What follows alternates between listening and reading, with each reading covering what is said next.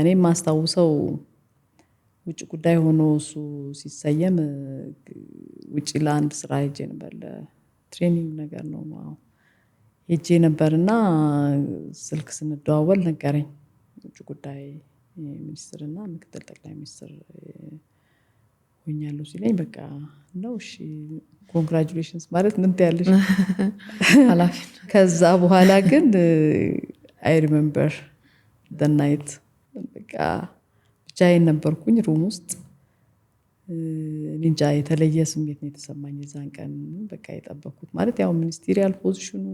ደቡብ ርዕሰ መስተዳድር ነበረ ምናምንና ይሄኛው ለምን እንደሆነ በጣም ነው የደነገጥኩት በቃ የሆነ ኖርማላይዝ የሆነ ይመጣል እያልኩኝ ስጠብቅ ጭራሽ ሌላ ነገር ሆነና በቃ በጣም ነው የደነገጥኩት ግን እኔ ምንም ማድረግ የምችልበት ነገር አይደለም it's all beyond my control በቃ እንዴት ነው መቀበል የምችለው ላይፋችን ራሱ እንዴት ነው ከዚህ በኋላ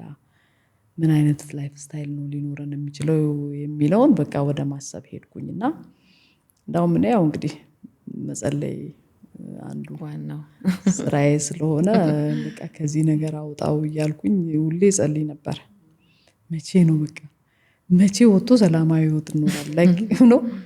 እያልኩኝ ልክ አሁን ውጭ ጉዳይና ምክትል ሲሆን በቃ ከአምላክም ጋር በቃ ተነጋገርኩ ከእንግዲህማ አንተም እያወቅህ ነው የምታረገው በቃ እኔ አልጸልይም